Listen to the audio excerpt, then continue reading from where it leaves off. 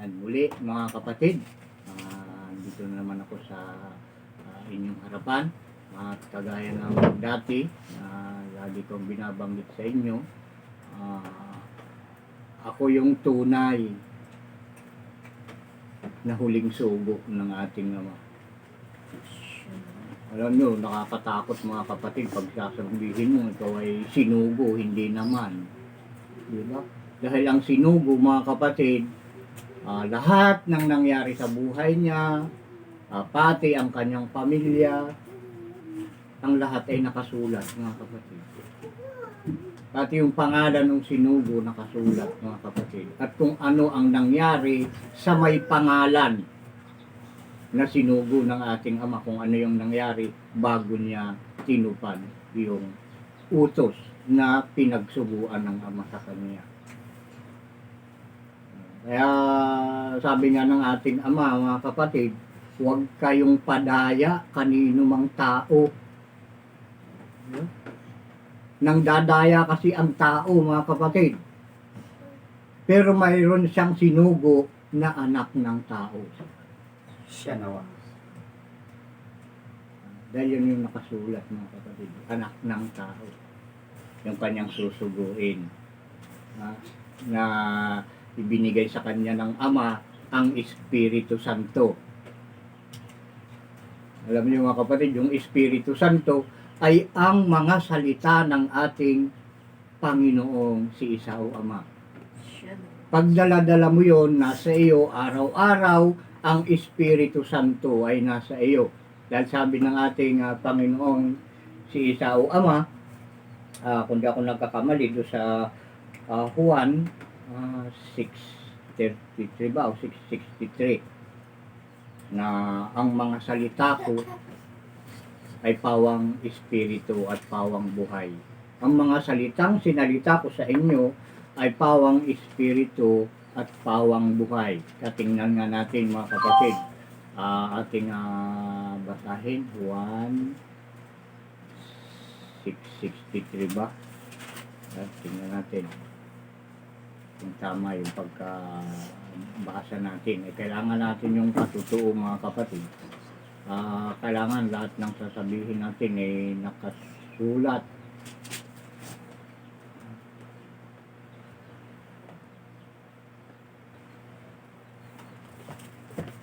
Ayan, tingnan nyo mga kapatid, binasa lang natin ito. Huwag kayong mag-alala, may basbas ng ating ano. Kailangan na nating basahin ito dahil ito ang kailangan na hanapin natin sa mga nagtuturo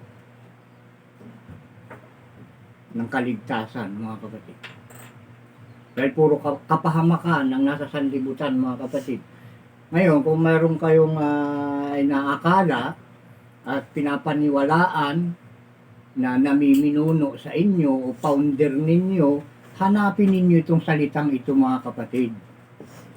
Kailangan nasa kanya ang Espiritu Santo mga kapatid. Dahil yun ang sinugo ng ating Ama. Ayun, tinan mo dun sa Juan 6:63. Ang Espiritu nga ang bumubuhay. Sa laman ay walang anumang pinakikinabang. Ang mga salitang sinalita ko sa inyo ay pawang espiritu at pawang buhay. Siya nawa. Kita nyo mga kapatid. Pag ang salita ng ating Panginoong si Isa ay nasa nagtuturo, nasa kanya ang espiritu ng ating Panginoon, yung kanyang mga salita. Ay ang espiritu nga ang bumubuhay ka ng ating Panginoon. Sa laman ay walang anumang pinakikinabang. Ayan yun. Kaya kung ayon ka sa laman, ay wala kang pakinabang mga kapatid. Kailangang maging ayon ka sa Espiritu Santo. Lahat ng ginagawa mo, sinasalita mo, kailangan kagustuhan ng ating Panginoon mga kapatid. Ganon yung mga taong ayon sa Espiritu Santo at tinatahanan ng Espiritu ng ating Panginoong si Isa o Ama. Dahil nandun yung kaligtasan mga kapatid sa pamamagitan ng Espiritu Santo. Yun po mga kapatid ang ibinigay sa akin ng ating Ama sa pamamagitan din ng Espiritu ng kanyang panganay na anak na walang iba kundi ang ating Panginoong si Isa. Siya yung hari ng mga hari at Panginoon ng mga Panginoon mga kapatid. Siya nawa. Siya nawa. Siya ay higit na mataas sa anumang namiminuno dito sa lupa, mga kapatid. Kahit sa pangalan lang, walang makakatalo sa pangalan niya. Isipin niyo mga kapatid, saan ka nakakita ng pangalan ng isa? Pangalan ng Panginoon ay isa. Pinakamataas na pangalan yan mga kapatid.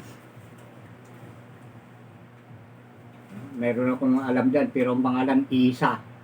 Hindi isa. Si Bakit Isa. Ayun isa. Hanga isa. Ay, mga kapatid, hindi Ayan, mga kapatid. At sa lahat na nakikinig na palagi at tumutupad ng mga utos ng ating Ama, ang biyaya at kapayapaang mula sa ating Ama sa pamamagitan ng Espiritu ng ating Panginoon ng mga Panginoon at Hari ng mga Hari na si Isa, ang panganay na anak ng ating Ama, ang kapangyarihan at ang karunungan ng ating Ama sa katotohanan at pag-ibig ay sumaati nawang lahat. Siya nawa at siya nawa. Siya nawa. Ayan mga kapatid, balik tayo sa mensahe. Kailangan kasi yung may basbas sa pagpasok at paglabas mga kapatid. Pag ikaw ay nakikinig, ikaw ay pumapasok o pumasok. Ayan. Pag labas mo na, sa pamamagitan ng iyong pakikinig, tinandaan mo, ayun, nakapasok ka na. Yung paglabas mo lang doon sa araw at oras ng pakikinig, ayun, yung paglabas. Pero yung pagpasok mo sa kamay ng ating Ama, ay mananatili ka na doon. Yung paglabas lang sa oras at araw, pero sa kamay ng ating Ama, nandun ka na. Hanggat tinatandaan mo at tinutupad ang kanyang mga utos. Walang makakaagaw sa atin sa kamay ng ating Ama hanggat nasa atin ang kanyang mga utos at ating ginagawa, tinutupad mga kapatid. Siya nawa. Walang makakaagaw sa kamay ng Ama pag tayo ay nandun na sa kanya. Ayun, yung ating mensahe nung unang Sabado, itong sinundan nito mga kapatid nung August 5, 8 yung mensahe sana natin noon ay iisa lang ang ating naibahagi sa inyo ng mga nakikinig aking mga kapatid. Dahil ang mga kapatid kong tunay ay yung mga nakikinig at tumutupad ng utos ng aking Ama. Nakagaya ko rin na nakikinig sa salita ng ating Ama at tumutupad sa kanyang mga utos. Pare-parehas tayo ng dapat gawin kung tayo ay magkakapatid. Iisa ang gawain dahil iisa ang Ama na nag-uutos. Siya nawa. At ganun din mga kapatid, lahat ng kailangan ng bawat tao pare-parehas. Naniniwala kayo doon mga kapatid. Siya nawa. Ang isa sa atin, maputi man o maitim man, maliit man o malaki, mataba man o payat, pare-parehas lang ang kailangan natin sa buhay mga kapatid. Naniniwala kayo doon. Siya nawa. Kaya kailangan sa iisang ama lang tayo maniwala at dapat sumunod. Dahil ang lahat ng pangangailangan ng bawat isa sa atin ay nasa kamay ng ating Ama. Hawak niya. At ang lahat ng yun ay kakamtin, tatanggapin ng bawat nakikinig unang-una, at sa ikalawa ay ang sumusunod ng mga pinakinggan niya. Yun yung tumatanggap. Nagtapos tayo mga kapatid nung Sabado, 8 August sa 5.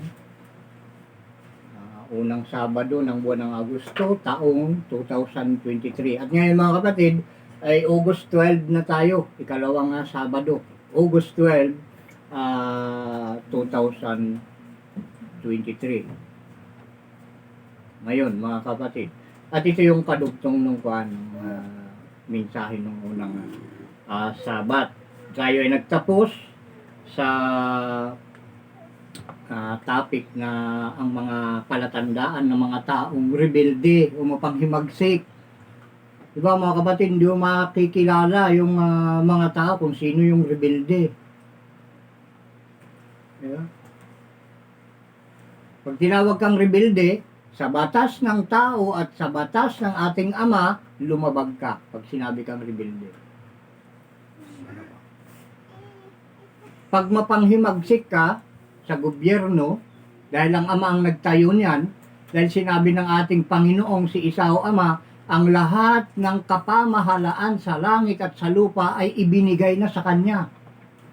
Kaya anuman ang nangyayari dito sa lupa, yan ay pinirmahan niya. Inaprubaran ng ating Panginoong si Isao Ama lahat ng nangyayari sa lupa. At ganun din sa langit. Ibinigay na. Kita nyo, may mababasa tayo na patunay.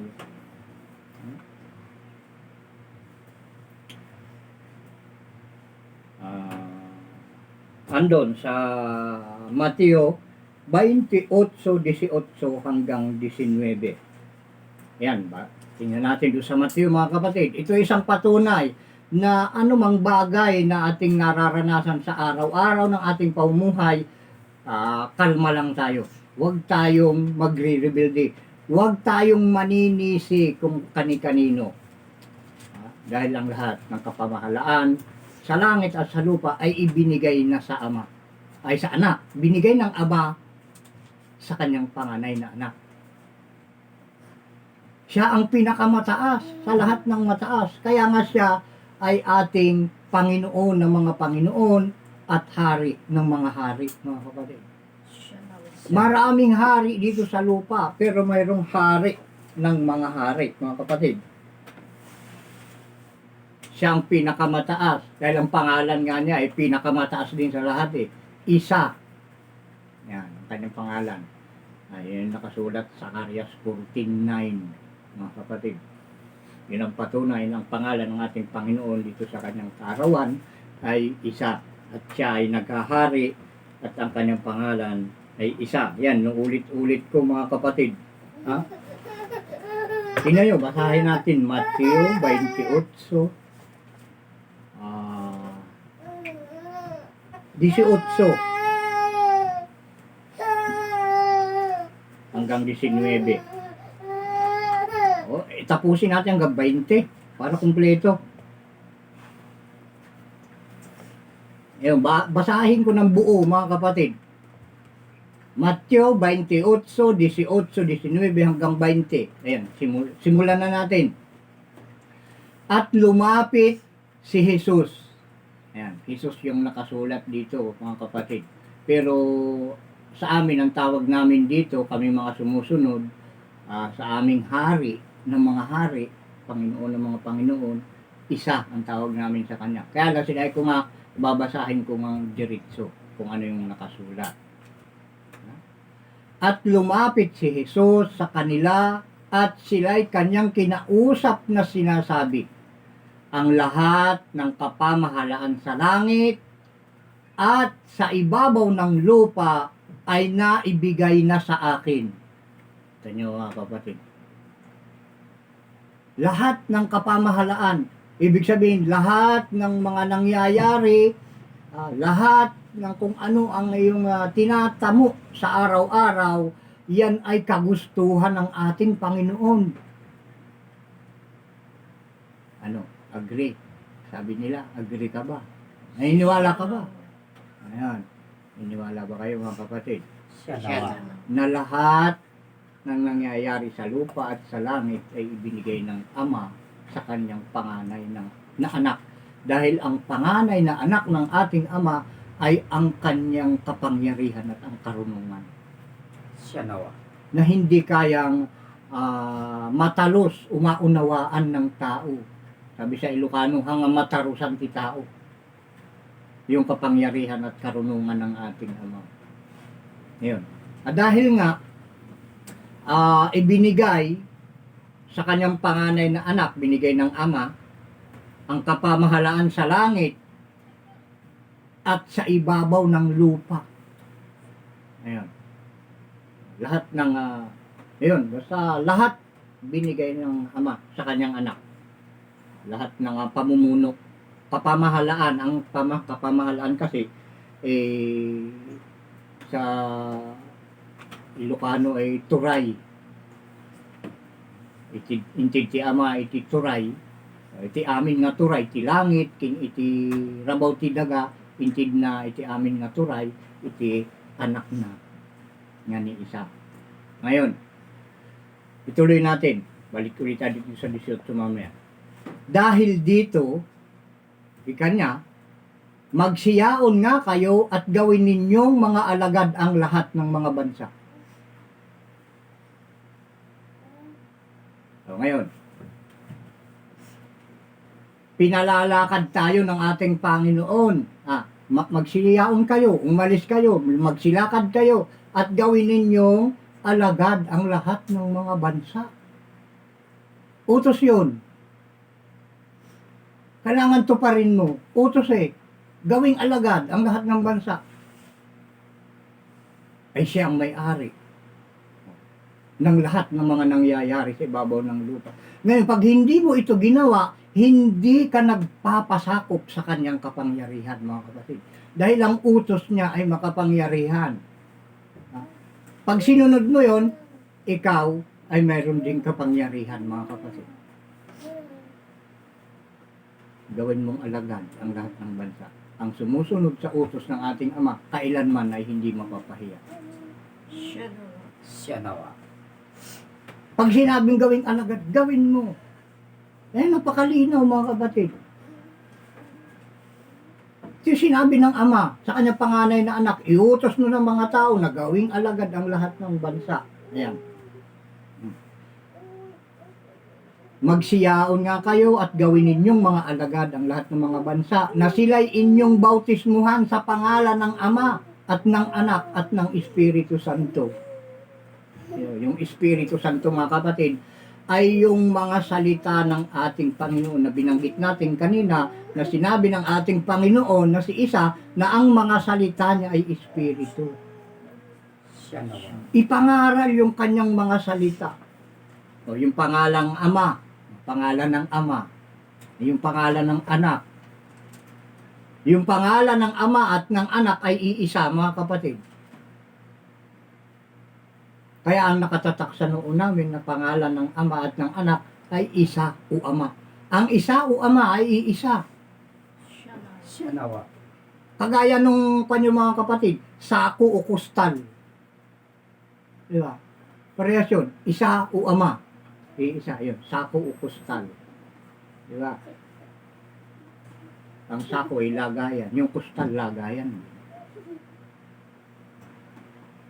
Ang isa ay walang katulad at ang walang katulad ay ang Ama. Siya nawa.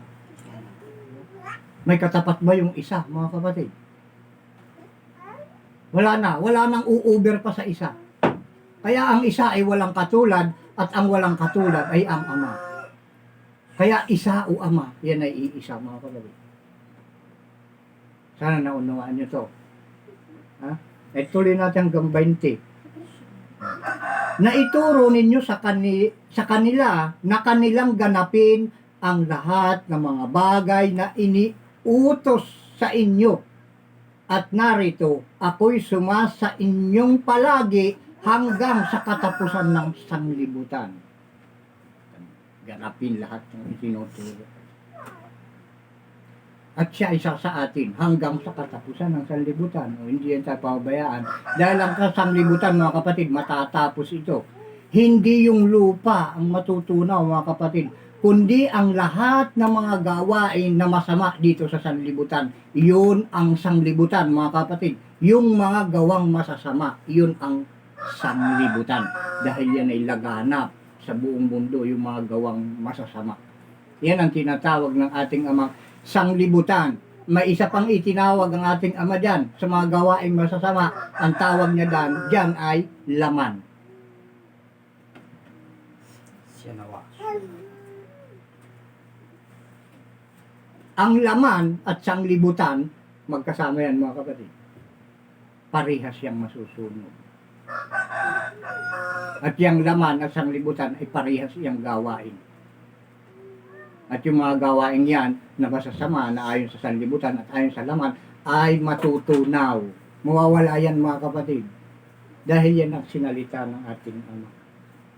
Mawawala, mauubos yan, pati mga Diyos-Diyosan at lahat ng sumasampalataya sa Diyos-Diyosan, yung kanilang mga bangkay maiitabi sa kanilang Diyos-Diyosan. Yung katabi nila yan, pare-parehas yung masusunog, mga kapatid.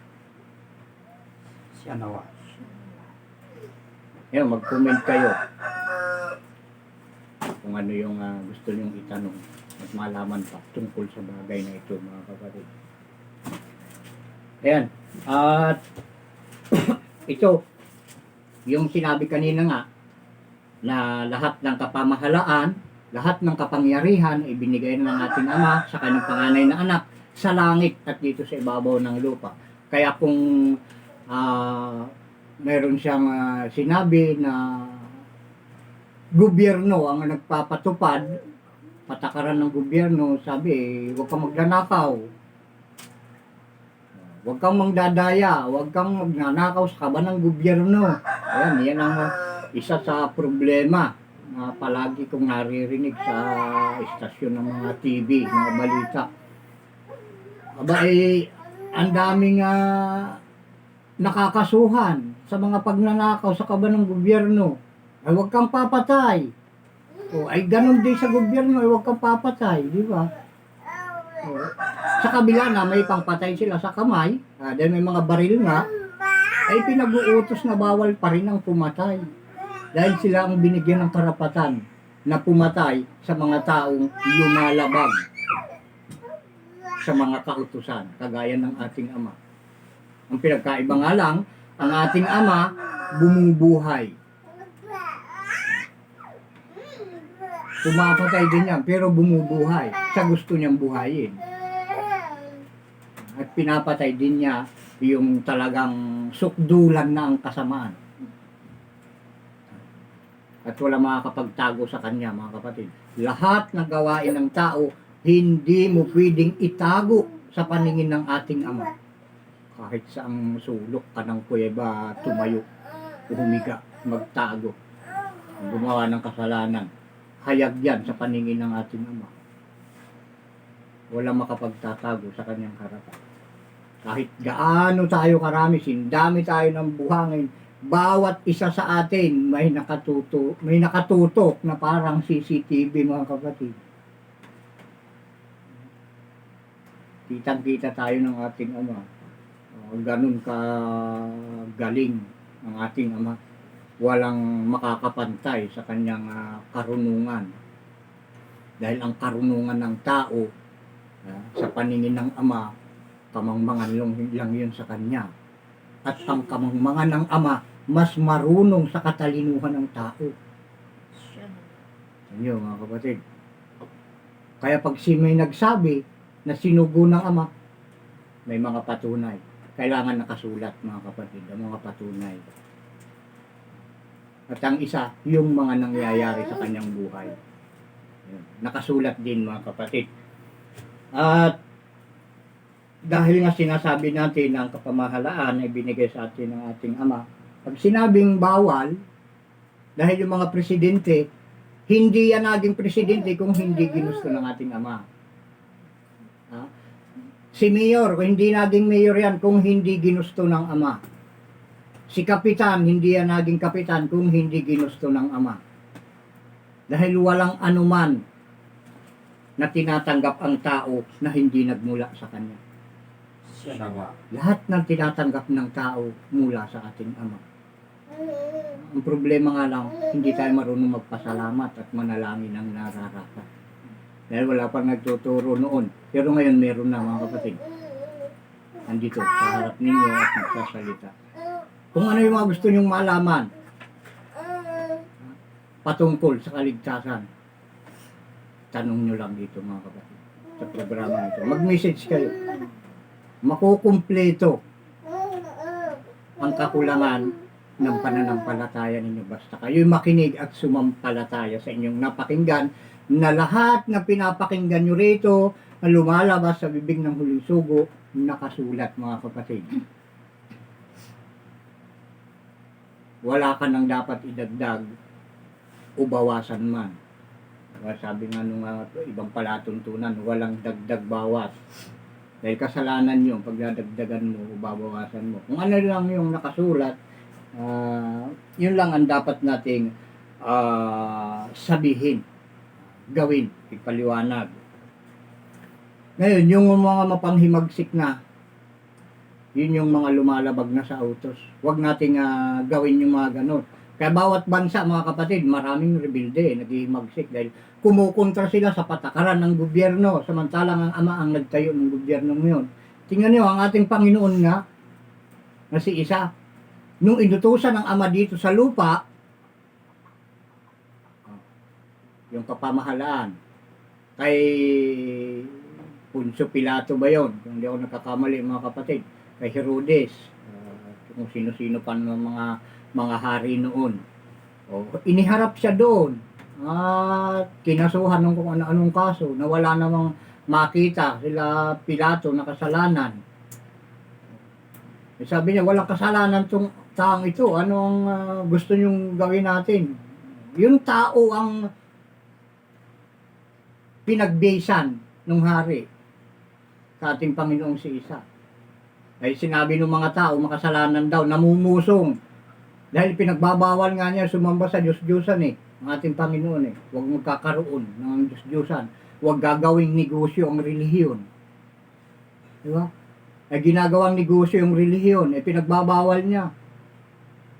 Hindi kalakal, hindi dapat kalakalin ang relihiyon. Ang pangalan ng Ama, huwag mong gawing negosyo. Dahil ang sadya ng relihiyon, mga kapatid, sa bawat tao ay kaligtasan. Pag ginawa mong negosyo ay nasaan ang kaligtasan doon? Kaligtasan ang sinasabi mo, huwag mong lahukan ng negosyo, mga kapatid. Iba yung negosyo, tindahan na yon. Ay, gagawin mong donate ka 3 times a day o 3 beses sa isang samba. May lilibot-libot na gano'n, may daladalang ang tunay na relihiyon, mga kapatid, ikaw mismo ang lalapit dun sa lagayan, mga kapatid. Dahil yan ay kusang loob Pag sinabing kusang loob, magbigay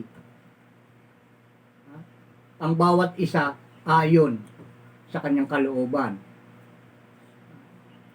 Ibig sabihin, ikaw mismo ang magdadala dun sa lagayan ng mga abulin man ang tawag doon o handog. Ikaw mismo magdadala doon, hindi yung kagrupo mo na ikaw na relihiyon, ikaw ang magbibitbit ng sako o bag o magbibigay ng envelope o kung ano-ano, nanghihingi ng envelope. Ay meron kang mga itinakdang tao na maglilibot na sumasahod sa mga kamay ng iyong mga karelihiyon. Yun ay mali, mga kapatid. Yun ay hindi na kusang loob dahil sila ang lumalapit na nakaganon humihingi ka na nun di ba? Ngayon, yung kusang loob, dahil lahat talaga nagbibigay ng kusang loob, kagaya ng ating Panginoon na si Isa.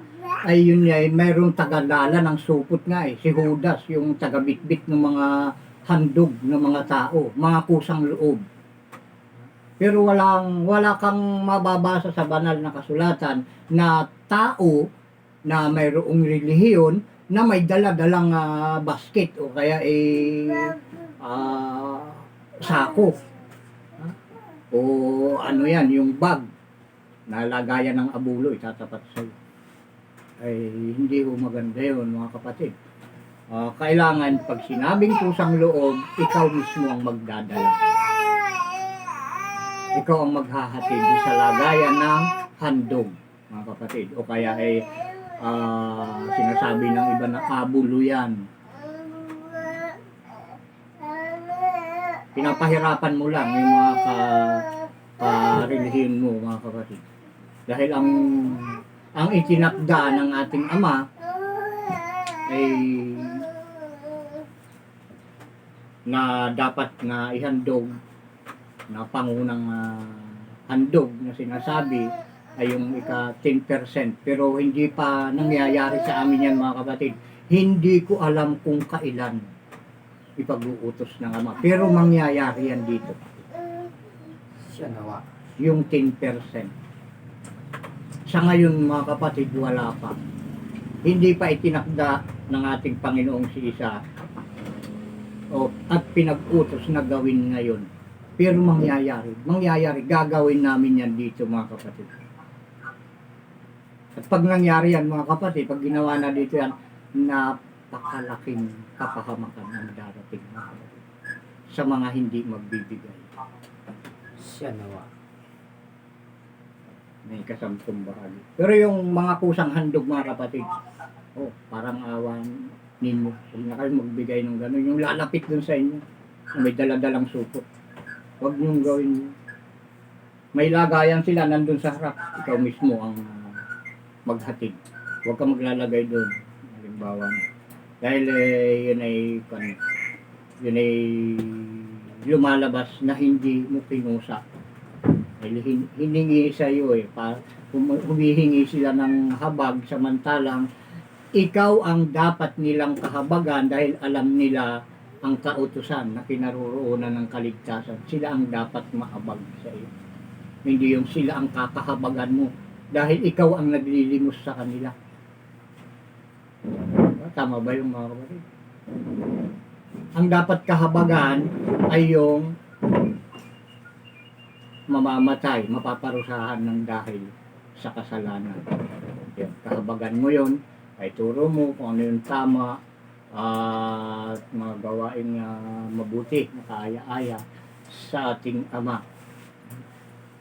Yung kasi mga abulo, yung pagkaalam kasi ng iba, pag nagbigay ka ng pera, ligtas ka na. Malayo kapatid. Walang hindi mo pwedeng sukulan ng Ama. Yung gawa mo, yung ikinikilos mo na ayon sa utos, yun ang makapagliligtas sa'yo. Hindi yung pera mo. At ito, yung mga hindi sumusunod sa utos mga kapatid, yun yung mga palatandaan ng panghihimagsik o himagsikan. Yun yung doon tayo nagtapos nung unang Sabat, doon sa Isaiah 1:2 hanggang 20 na nabasa natin. Ito pa yung mga palatandaan mga kapatid ng mapanghimagsik. Yan. Yung mga patakaran na nandito sa lupa mula sa Ama yan. Huwag mo nang kukontrahin para huwag kang lumabas na mapanghimagsik o rebelde. Magtatayo ka ng grupong kung ano-anong pangalan ay ang ginagawa mo na, magtatago ka kung saan dahil takot ka sa gobyerno. Dahil alam mo na pagkontra sa gobyerno ang iyong ginagawa. Yun yung panghihimagsik. At lahat ng lumalabag sa anumang patakaran, ang tawag dyan ay panghihimagsik o rebelde, mga kapatid. Ito yung mababasa natin sa Awit 78:8. Ito yung mga palatandaan mga kapatid, dahil mahirap malaman kung sino yung mga rebelde o mapanghimagsik na tao. Ngayon, ito yung mga sign. Awit 78:1 hanggang 8. Awit 78:1 hanggang 8.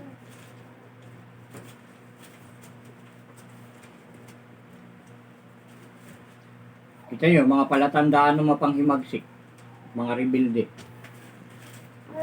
Yan, ilista nyo na, babasahin ko na dahil lumahaba na naman tayo sa oras. Excuse me mga kapatid. Ulitin ko, awit 78:1 hanggang 8. Ika muna mga kapatid, nakikialam na naman si Juan.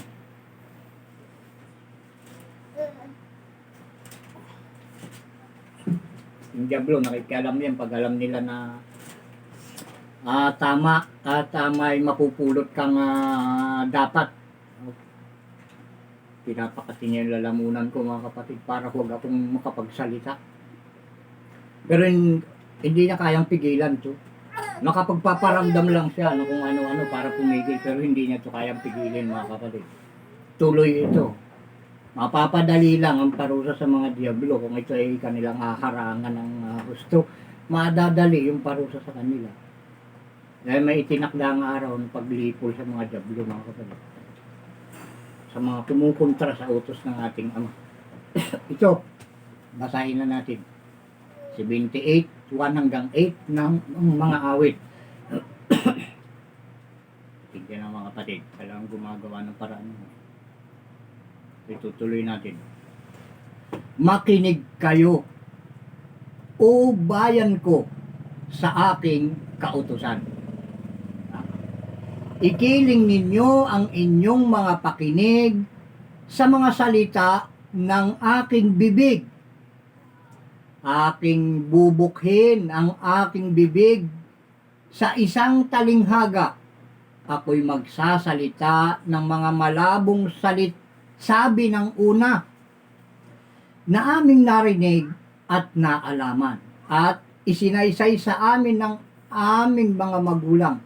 Hindi namin ikukubli sa kanilang mga anak na isasaysay sa salin ng lahing darating ang mga pagpuri sa Panginoon at ang kanyang kalakasan at ang kanyang mga kagilagilalas na mga gawa na kanyang ginawa sapagkat siya'y nagtatag ng patutuo sa Jacob at nagtakda ng kautusan sa Israel na kanyang iniutos sa aming mga magulang.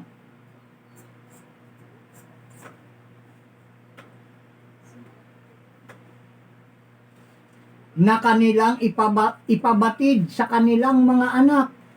Kita niyo mga kapatid, yung utos ay para sa magulang at ipaalam sa mga anak.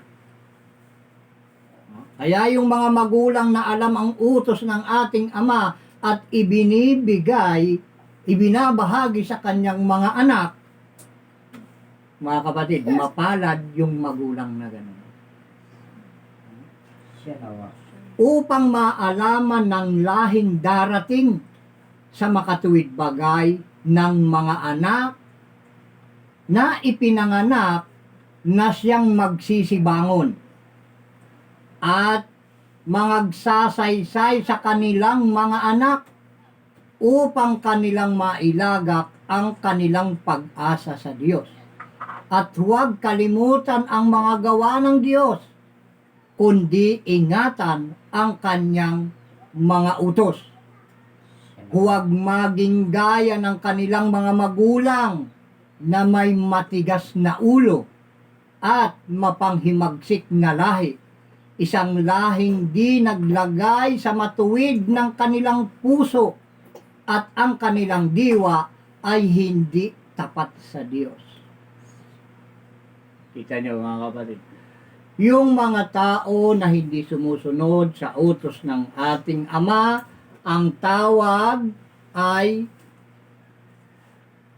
mapanghimagsik. At sabi nga sa atin na tayong dinatnan ng mga salita ng ating Ama ngayong huling araw, ang sabi sa atin, huwag maging gaya ng kanilang mga magulang. Huwag maging gaya ng ating mga magulang. Kaya nung may pumunta dito mga kapatid na isang matanda, 84 years old kung hindi ako nagkakamali.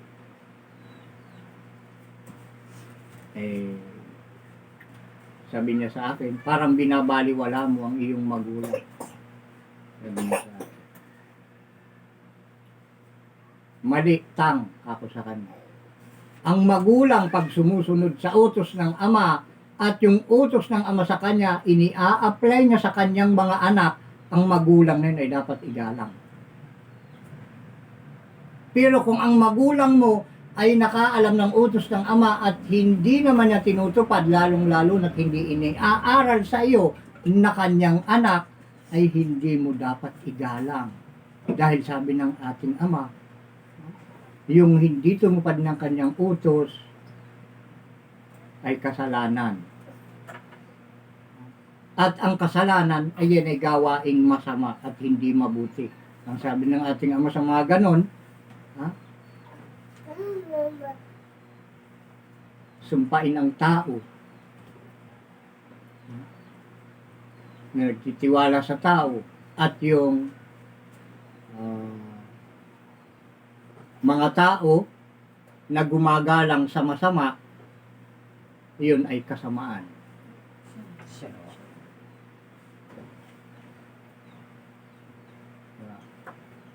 Dahil ang number one na nagpapasama sa tao, mga kapatid, ay ang pagsuway sa kanyang utos.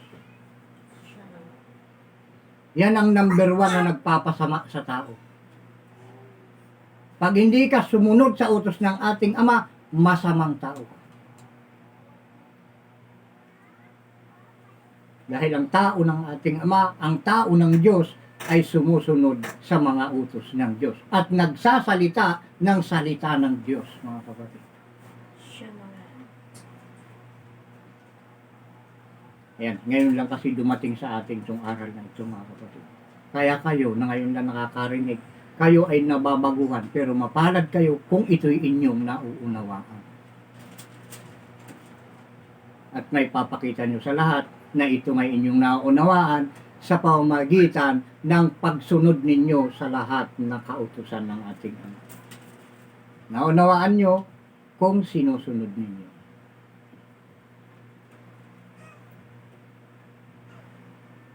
Ikaw na masusing nakikinig, kapatid, sumayong biyaya ng ating Ama. May nakikinig dito na hindi nagpapakilala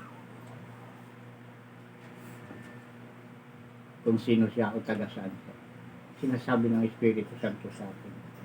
May nakikinig dito na matagal na hindi nagpapakilala kung taga saan at sinusuri niyang mabuti. Kaya sinasabi ko sa iyo, kapatid, biyaya ng ating Ama, sumayo. Siya nawa. Ito mga kapatid pa, ang isa pa, itong mensahe na ito sa awit 78, 1 hanggang 8, kumpleto na ito mga kapatid. Pero nadagdagan pa natin. Yan pa. Kapunuan. Mga kapunuan. Napakarami pang kapunuan dito mga kapatid para may pakita ko sa inyo na mga nakikinig na ang lahat ng utos ng ating Ama pinaunawa niya sa atin. Binigyan niya ako ng pag-unawa at yan ang pinagpapasalamat ko sa ating Ama na sa atin ay lumikha at lumikha ng lahat ng mga bagay na nakikita at hindi nakikita. Yan yung malaking pinagpapasalamat ko sa Ama na hindi ko mababayaran. Hindi ko kayang bayaran. Itong pangunawa na ibinigay sa atin ng aking Ama. Sa ating lahat, dahil lahat na nakikinig ng mga sinasalita ko at sinusunod, nadadamay kayo sa akin na biniyayaan din ng Ama. At kagaya ko, anuman ang tinatanggap ko sa araw-araw na mula sa ating Ama, kagaya ng pagsunod sa kanyang utos na mabuti, ang tatanggapin din natin sa ating Ama. ay kabutihan, mga kapatid. Saan man ako pumunta, ano man ang maging katayuan ko dahil alam ko ang mangyayari sa akin, mga kapatid. Hindi ko mahihigitan ang katayuan ni Haring Salomon. Pero yan na magiging kalibel natin, mga kapatid. Siya nawa. Yung katayuan ng kanyang pumumuhay noon, mga kapatid. Magbasa kayo kung anong naging katayuan ni Salomon. Pero ang hindi pinapagawa sa atin ng ating Ama, mahigpit niyang pinagbabawal, ay mag-aasawa ng maraming babae dahil ang utos niya, asawa ng isang babae lamang ang lingkod ng Panginoon. Siya nawa. Bawal yan, pinagbabawal ng ating Ama. Si Salomon kasi nag-asawa ng 1,000. Diba? Yung pinakasalan niya, si 20 ata. At tapos yung naging kabit niya, 300. 700. Yung kanyang pinakasalan, 300 yung kanyang kabit. Diba? Siguro, mapapaisip kang mabuti kung paano nagawa ni Haring Salomon yun, nakapag-asawa ng 1,000. Parang bato. Diba? Hindi kayang palambutin ng tubig. Hindi kayang palambutin ng apoy. Parang bato yung Haring Salomon ng panahon na yun. Diba? Ayan, yan ang yan ang malabo na mangyari sa sinugo ng ating Ama ngayon. Pero ang katayuan ng buhay ni Salomon ngayon. Gayon yung magaganap dito. Ngayon, ayan, tinitraining tayong lahat ng ating Ama kung paano gagamitin yung biyayang yun na tatanggapin. Kailangan i-memorize muna natin ang lahat ng kanyang mga utos. Ha? Pawang nakasulat, ipaligo natin kung maaari. Ha? Kung yan ay damit, yan ang isuot natin araw-araw. Yung mga damit na yan, yung kautusan ng ating Ama, walang pinagkaiba yan sa damit. Yan ang magiging bihisan natin sa araw-araw. At yung damit niyan, ay siya rin baluti natin sa anumang uri ng kapahamakan.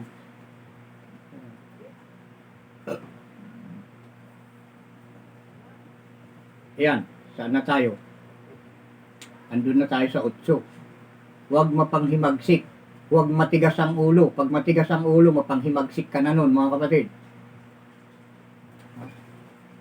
Ayun, nung maliit pa ako, marami natutuwa sa akin, mga kapatid. Sa lahat ng mga bata. Dahil naramdam ko, kaya maraming galit sa akin.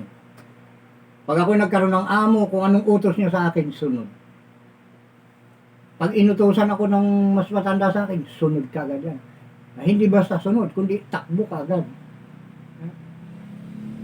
Hindi ako nagdadalawang isip.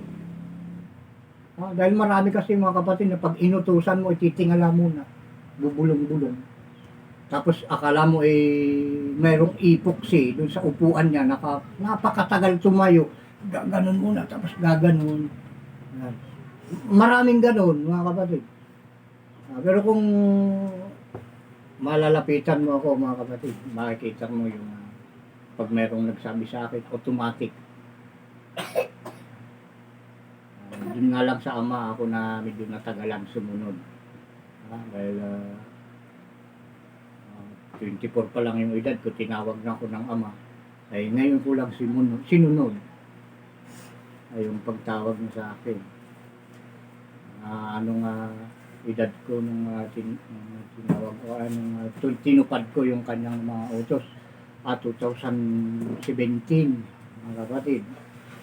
Nung sumunod ako sa ating Ama ng tapat at hanggang ngayon at magpakailanman, mga kapatid, diretso ito, wala na itong bawian, hindi ito pwedeng bawiin. At ito, may isa pa ating dapat basahin, mga awit 107 10 hanggang 11. 107 107. 10 hanggang 11.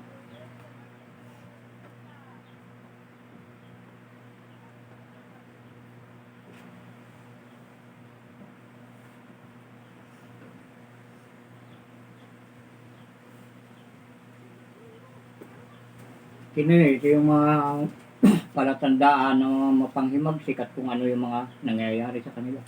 Yan, basahin na natin. Mga awit 107 o 107, 10 hanggang 11. Patungkol ulit ito sa mga panghimagsik, mga kapatid. Kung ano yung mga katayuan nila, kung paano yung masusuri. Yung mga pinaggagawa ng mga mapanghimagsik at kung ano yung mangyayari sa kanya. Ang gayong tumatahan sa kadiliman at sa lihim ng kamatayan, lihim o lilim? Lilim pala, mga kapatid, na natatali sa dalamhati at pangaw sapagkat sila'y nang himagsik laban sa mga salita ng Diyos at hinamak ang payo ng kataas-taasan.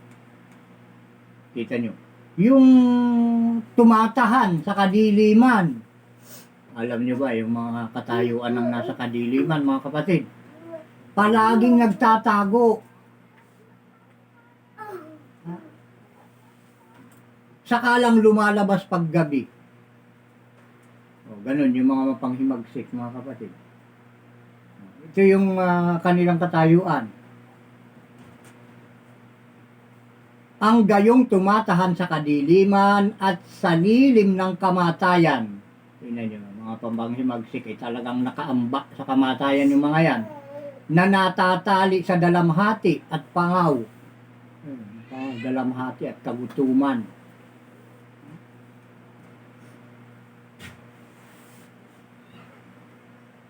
Mapanghimagsik, yan ay matatalian ng kadalamhatian at naroon siya sa lilim ng kamatayan.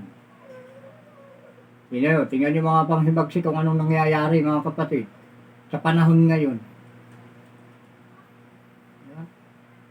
Basta gumawa ka ng masama, panghihimagsik yan. At yung kasamaan, yan ang papatay sa iyo, mga kapatid. Dahil ang bagay sa mga mapanghimagsik ay maparusahan, at pag hindi sila nagbago,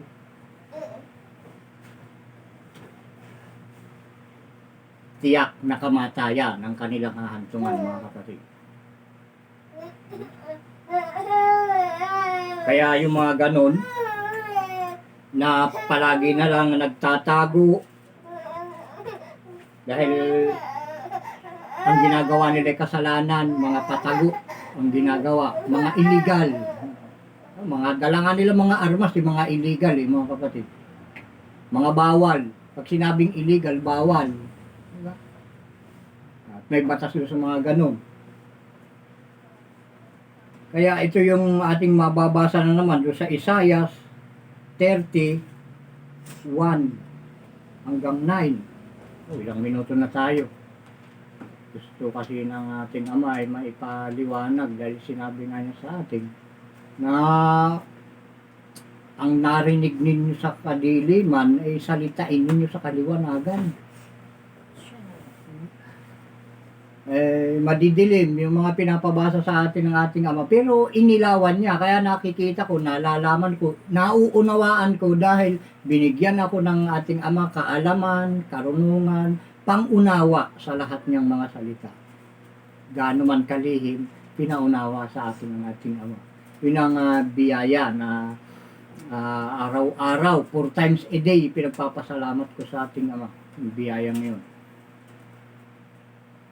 Na hindi mo tumatatagpuan kahit sa paaralan ka mag-aral, itong pangunawa na ibinigay ng ating Ama sa akin at sa inyo rin, mga kapatid.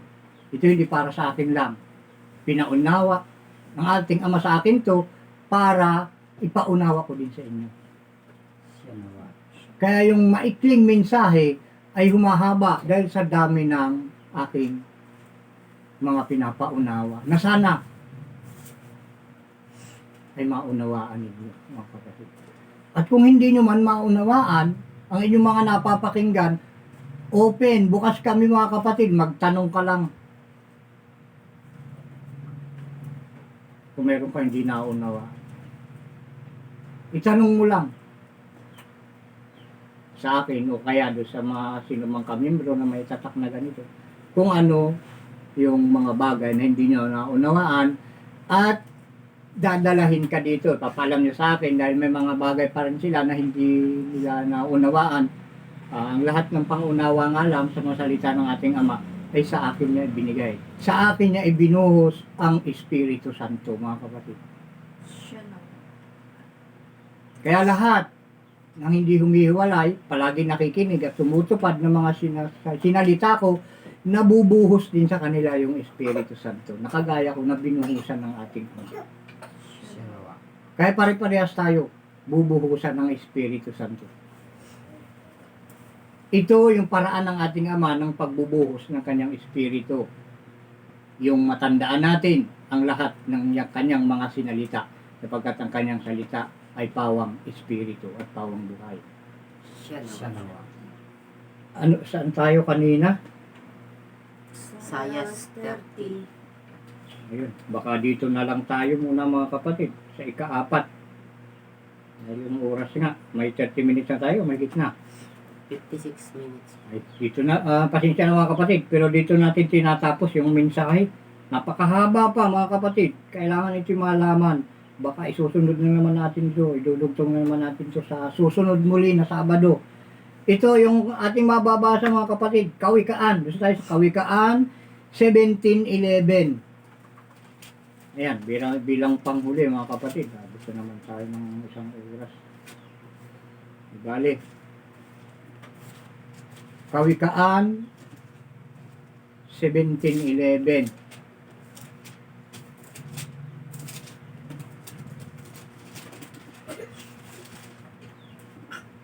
Ito bilang panghuli mga kapatid. 17:11. Ito yung tatamuhin ng mga nanghihimagsik. O, inuulit ko, Kawikaan 17:11. Ang hinahanap lamang ng masamang tao ay panghihimagsik. Kaya't isang mabagsik na sugo ay susuguin laban sa kanya. Siya nawa, Kaya huwag kang mapanghimagsik mga kapatid para hindi suguin ng ating Ama ang mabagsik na sugo sa harapan mo upang ikaw ay puksain. Kaya tingnan nyo, yung mga mapanghimagsik ngayon mga kapatid ay kung saan saan ang kabundukan nagsisipagpunta dahil mabagsik na ngayon ang pagpuksa sa mga taong mapanghimagsik. At yan mga kapatid,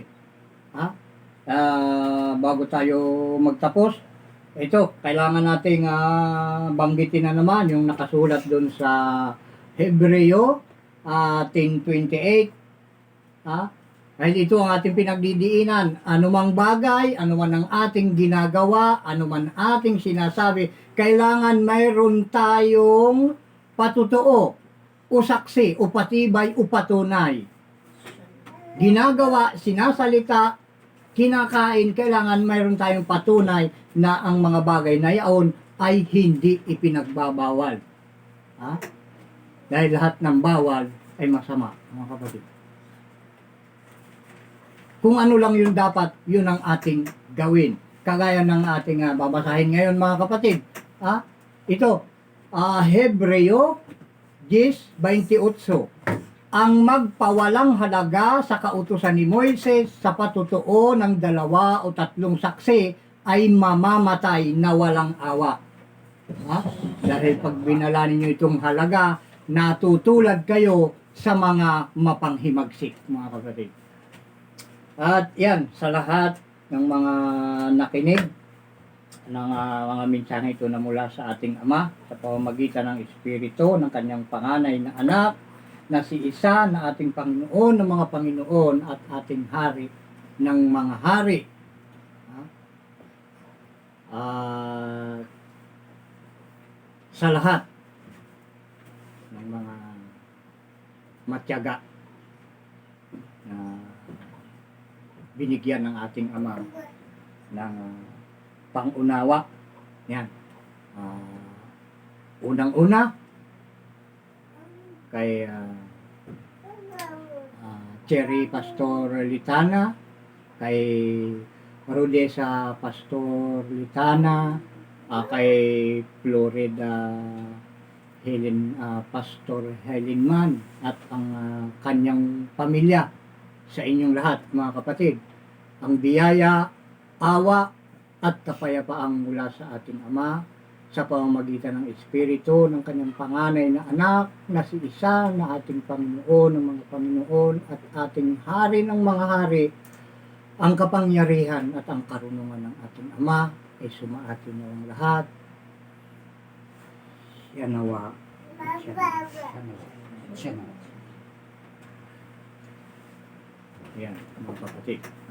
Pakinggan nyo lang ang patotoo na ating binabanggit. Huwag kayong mapanghimagsik upang kayo ay huwag suguan ng ating Ama ng mabagsik na sugo. Hanggang sa muli, mga kapatid.